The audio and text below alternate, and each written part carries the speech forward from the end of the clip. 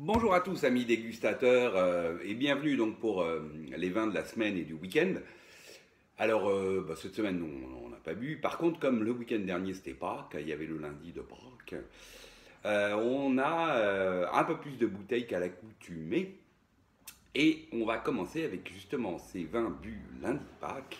Et on va commencer par ce très très joli vin qui est un Chablis des frères Drouhin, un premier cru Monde Milieu 2008. Alors, bon, moi j'aime beaucoup les Chablis, particulièrement des frères Drouhin. Et celui-ci, eh bien, il est exactement ce qu'on attend d'un beau Chablis. Voilà. Très beau nez, typique sur la pomme, un peu la pomme granit, puis ensuite arrivent ces belles notes de foin, d'herbes séchées. La petite pointe coquille d'huître, là il y a iodé qui apporte toute sa caractéristique à ces vins de Chablis. Ensuite, très jolie bouche. Alors par contre, oui, c'est du 2008, donc on attaque, c'est vif, droit, mais il y a une belle matière, c'est suffisamment concentré pour l'enrober, même si ça reste vif et tranchant. Hein. Les amateurs de Chablis tranchant adoreront ce 2008. Toujours sur le côté pomme granit, presque citron d'ailleurs. La petite pointe assez végétale de foin, d'herbes séchées, voire presque herbes fraîches. Hein. Et puis ce fond coquille d'huître, il y a iodé qui est vraiment. Et le côté mousseron, un champignon mousseron très très caractéristique. Mais le tout est plein, dense, avec une jolie profondeur. Belle finale, vive, certes, presque tranchante, j'allais dire, et très belle persistance sur ces arômes typiques de ce qu'on attend d'un Chablis. Euh, Bref, très jolie bouteille que ce Chablis Monde Milieu 2008 des frères Drouhin. Voilà, beaucoup de plaisir. Ensuite, qu'est-ce qu'on a bu? On a fait dans le 2008 lundi de Pâques. Je ne sais pas pourquoi, ne me demandez pas, c'est comme ça. On a bu un classique de la maison pour le coup, un Vosne Romanée. Premier cru, les Beaumonts, à nouveau 2008. Alors, donc les Beaumonts, hein, c'est un premier cru de Vosne Romanée, plutôt assez droit, assez profond, etc. Alors évidemment, 2008 renforce, hein, je vous rappelle, hein, millésime, on va dire frais, droit, plutôt acide, avec une maturité très limite, voire faible.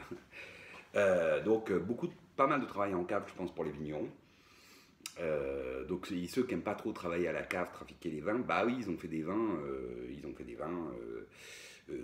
tranchants, voilà. Et alors sur ces Beaumonts, au départ, on a un nez où on va tout de suite avoir la groseille, hein, plutôt le fruit rouge, la groseille, voilà. Ensuite, ça devient un peu plus mat avec du sureau. Puis arrivent ces fameuses notes végétales qu'on sent tout de suite. Hein. C'est plus proche du bourgeon de cassis que de la ronce ou du sous-bois, hein, ce qu'on trouve typiquement sur le pinot. Sur un fond, alors là, on a une petite réduque fumée grillée qui t'enrobe l'ensemble, qui le rend assez agréable. Ensuite, on a une bouche droite, voire vive, fraîche. Les tanins, alors Dieu merci, on est sur un premier cru, donc il y a de la matière, donc les tanins enrobent suffisamment l'acidité, la vivacité. Mais enfin, on sent quand même que c'est un vin droit, profond. Hein, ça, c'est pour les amateurs de Pinot qui aiment bien les vins un peu stridents presque. Hein, et puis, donc on retrouve la groseille, hein, puis ensuite les notes, on va dire ronces, voire bourgeon de cassis, notes un peu végétales. La petite pointe d'épices, quand même, on l'a un peu. Et ce fond, alors plutôt fumé, et puis, euh, comme je disais, un côté un peu grillé, bon voilà, qui est entre l'élevage et peut-être la réduction. Finale fraîche, droite. Voilà. Bon, bref, un joli vin, un peu austère, faut bien le dire, hein, voilà. Plutôt profond, ce qui est souvent le cas des Beaumonts. Et donc, en dégustation pure, bon, c'est un bon vin. Enfin, voilà, je dis que c'est un premier cru de Vosne Romanée. Bon. Par contre, sur le Carpaccio, mes amis, là, le vin se révèle. Alors, ça fait plusieurs fois que je vous fais le coup, Mais c'est vrai que ces 2008 rouges en Bourgogne, il faut absolument les mettre avec genre Carpaccio. Parce que du coup, comme il y a beaucoup d'acidité dans le Carpaccio, je rappelle, hein, huile d'olive, citron, viande crue, et bah du coup, je dirais que ça vient presque annihiler le côté très acide, très frais du millésime. Du coup, le vin se révèle. Et alors, sur le Carpaccio, il est juste super. Il est super. Tout d'un coup, on a plein d'arômes qui étaient presque cachés ou la structure qui était un peu. Voilà, bah là, tout d'un coup, la structure, elle prend de l'ampleur. On retrouve un peu les tanins à la Vaune, un peu soyeux, tout ça, ça vient enrober. Voilà. Donc, c'est un accord, on va dire, mai-vin, en l'occurrence de circonstances, avec ce 2008, mais qui marche très très bien et qui permet en fait d'annihiler le côté très, euh, très frais, très vif du millésime à travers le citron et puis l'huile d'olive qui apporte un peu de gras. Enfin voilà, ça marche super bien. Ensuite, qu'est-ce qu'on a bu? Ah, alors ça c'était ce week-end. On a bu ça et ma foi, voilà, ça je peux que conseiller à tout le monde qui n'a. Alors, je vais dire pourquoi. Donc c'est un Saint-Aubin du domaine Langoureux, Sylvain Langoureux, à Saint-Aubin, donc au-dessus de Chassagne. Et c'est un cru qui s'appelle En Remilly et c'est le millésime 2009. Alors, ça, mes amis, super chardonnay. 2009, donc millésime très mûr, hein, de solaire, presque de canicule 2009, a donné des vins blancs où tout le monde disait ah, ça a manqué d'acidité, ça ne s'entendra pas dans le temps, etc. Moi, j'avais bu tout de suite de très beaux vins en 2009 hein, sur les grands terroirs. Je ne vous dis pas voilà, les villages ou les terroirs un peu, voilà, qui ne sont pas de grande qualité. Oui, je pense qu'il y a à discuter. Par contre, les grands terroirs donnent des vins magnifiques en 2009 et ce Saint-Aubin en Remilly ne peut que le confirmer. Alors moi qui connais bien ce cru, je crois que j'ai dû boire une quinzaine de millésimes de ce cru depuis le début des années 2000, ce 2009 est absolument superbe. C'est le plus beau millésime que j'ai bu de ce Remilly. Alors, qu'est-ce qu'on a? Bah, on a tout de suite au nez, alors une petite réduction, un fumé grillé assez classique du chardonnay, je veux dire, dans ce type d'élevage. Mais très vite, ça se disperse, ce côté fumé grillé, qui d'ailleurs apporte un côté très agréable, pour laisser place à du fruit blanc, à plutôt de la poire. Ensuite, on a ces belles notes d'aubépine, hein, un peu amande, puis arrive tout d'un coup le chèvrefeuille, qui prend une tournure là un peu tarte citron meringuée, mais qui amène de la fraîcheur, quoi. Je ne sais pas si vous avez du chèvrefeuille dans votre jardin, moi j'en ai parce que j'adore l'odeur du chèvrefeuille, c'est vraiment très tarte citron. Et avec une petite pointe de beurre frais là, qui rend ça gourmand, et puis un joli fond qui est plutôt, on va dire, légèrement fumé, parce qu'il y a quand même un petit peu de réduc, un petit peu de fumé grillé, mais très léger, voilà. Super nez. Ensuite, vous mettez ça en bouche, et là, waouh, ça explose de matière, c'est large et c'est concentré, il y a de la densité, il y a des épaules, il y a de la profondeur, mais la matière reste fine, précise. Euh, et donc ça remplit la bouche. On a ce côté un peu chèvre, donc ça démarre hein, assez classique, poire, fruits blancs. Puis ensuite on a ces notes là, chèvrefeuille frais, tarte citron, la petite pointe beurrée qui vient vous mettre ce léger gras gourmand en bouche.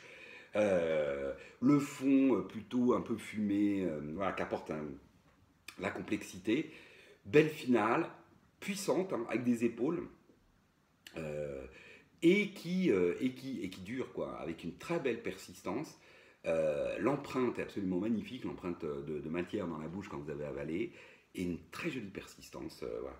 Bref, un très joli vin, que ce Enremilly, qui est un sublime terroir par contre à Saint-Aubin, parce que c'est juste au-dessus des Montrachet, en fait, de toute la série des Montrachet, hein, Chevalier Montrachet, Bâtard Montrachet, etc. Enfin, juste, c'est au-dessus, c'est une petite pointe qui descend de Saint-Aubin, si vous connaissez un peu Saint-Aubin, c'est au-dessus, hein, ça descend comme ça. Et en Remilly, c'est en fait un très très beau, joli terroir de Saint-Aubin.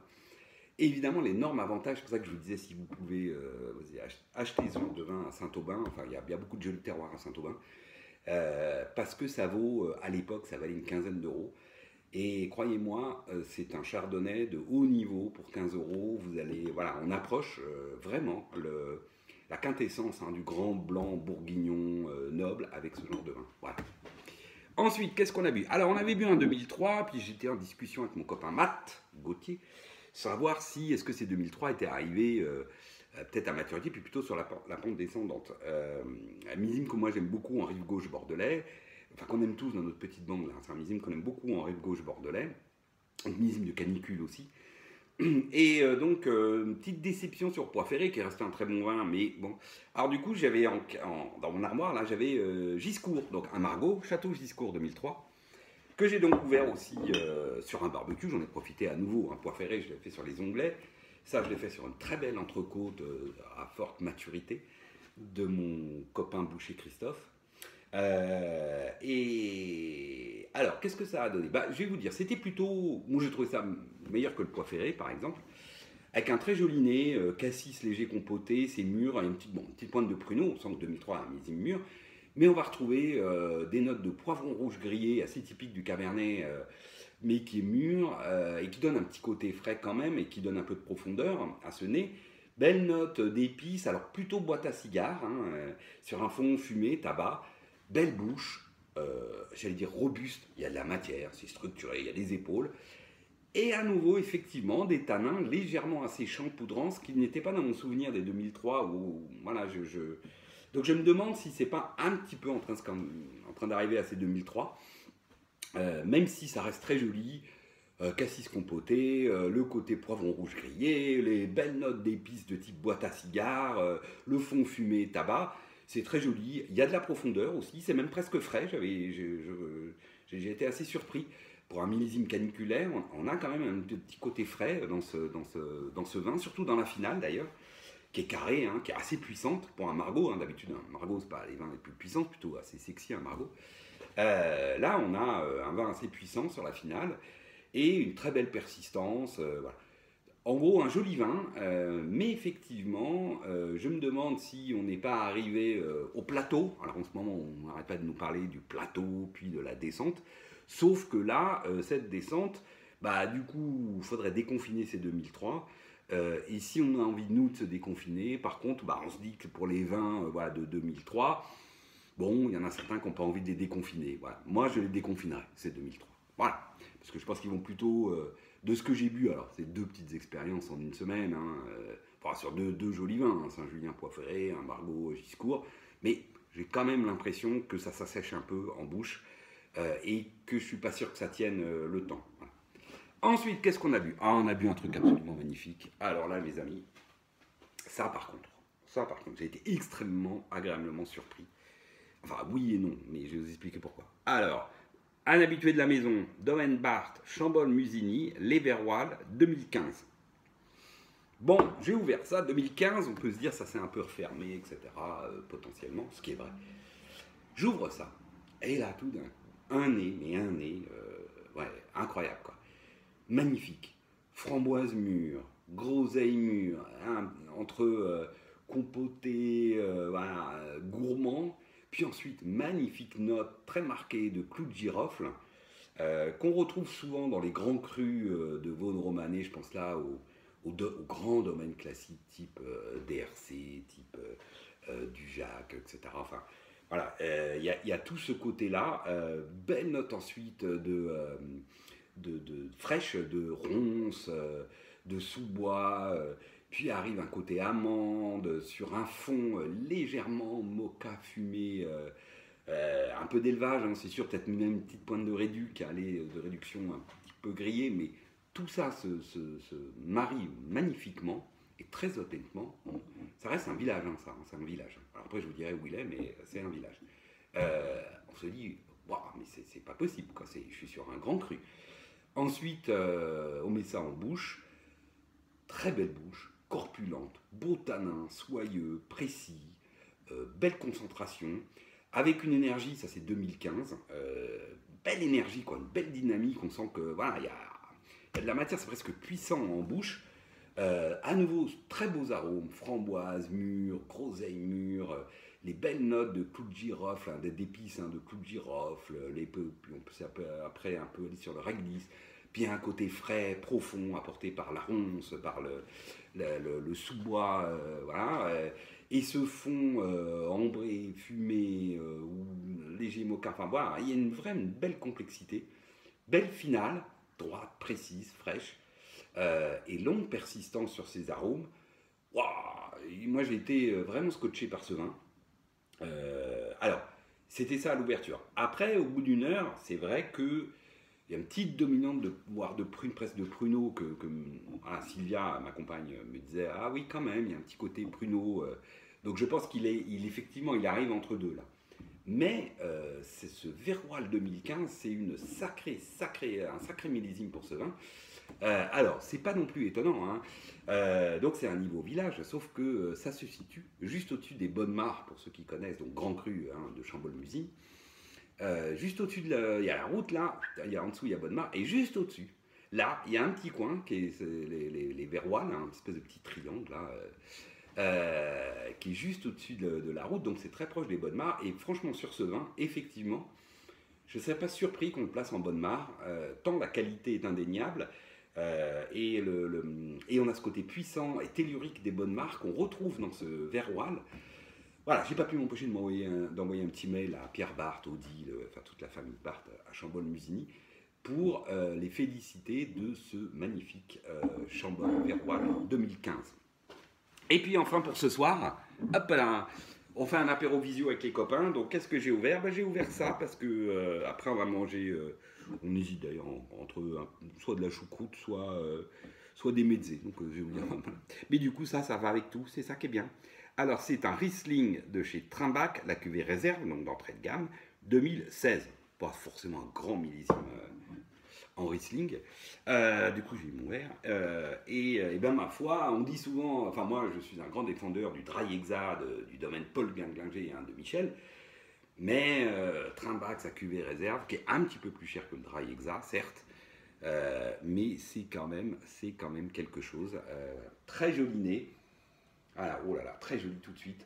Expressif sur la Mirabelle, la Reine Claude, la prune, quoi. Arrivent ensuite ces fameuses notes plutôt agrumes, hein, de type pamplemousse, petite pointe d'amertume très agréable, citron. Puis ensuite, on a le côté, le fond qui arrive, la cire d'abeille, un peu ce qu'on appelle terpénique, voilà, qui apporte beaucoup d'élégance à l'ensemble. Ensuite, surtout, on a une très très jolie bouche, très belle matière, concentrée, ronde, gracieuse. À nouveau sur, au départ, la Mirabelle, la Reine Claude. Puis arrivent les notes d'agrumes, pamplemousse mûr, hein, petite pointe de citron. Hein, c'est vif, mais c'est super bien enrobé. Il y a une jolie profondeur, belle finale. Oh oui, c'est salivant, il y a un côté salin. Il y a à nouveau ce côté Mirabelle prune, puis arrive effectivement l'agrume, petite pointe d'amertume là, très agréable. Et puis le côté cire d'abeille, terpénique, presque on pourrait dire pétrole, certains voilà, diraient pétrole, mais c'est pas encore pétrole, c'est plutôt cire d'abeille là.